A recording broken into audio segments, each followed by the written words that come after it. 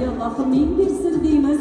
Ana endi bu kunlarni uzoq kutgan qaynona onajoningizga egilib bugilib salomlaymiz. Qaynonajon, qaynona, qizingiz bo'lsin qarmona.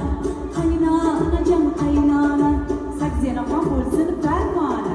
Salom, salom, kelin salom, oyijonisiga ko'p salom.